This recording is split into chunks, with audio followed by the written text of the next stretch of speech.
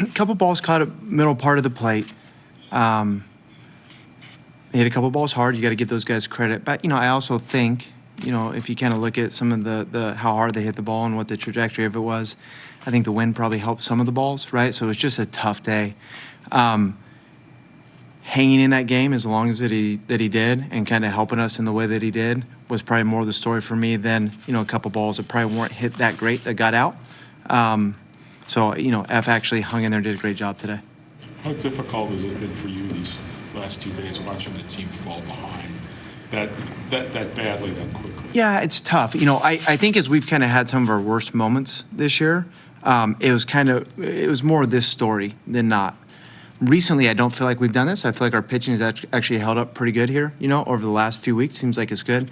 These last couple of days, unfortunate how it's gone. A lot of credit goes to, Charlie for doing what he did yesterday, F for doing what he did today, hanging in there. The bats coming alive a little bit at the end of both games and making it a little bit interesting. So not ideal by any means, but, an opportunity nonetheless to learn from. Would it be fair to say that the challenges of the weekend and the circumstances have maybe seeped into the way that the team has played the past 2 days? This was tough yesterday, there's no doubt. I don't think that when you walk in that clubhouse, guys today, this morning, or even yesterday, as the news kind of circulated and things settled in, I don't think that they're feeling sorry for themselves. And I don't think that their compete has diminished in any ways. I think it's just kind of an unfortunate set of circumstances coming out of the first couple innings, the last couple days. Certainly something that I think that we'll kind of solve here, going into Milwaukee and then Boston. Tony, kind of on that note, the road environment, these guys have kind of been around this environment with all the stuff happening with Brandon, and is it a good time to kind of have maybe a sort of more insulated clubhouse in Milwaukee and Boston and have some time just kind of with each other? We love playing here. We love being home in Baltimore. This is a great yard. We love playing for our fans. They're passionate.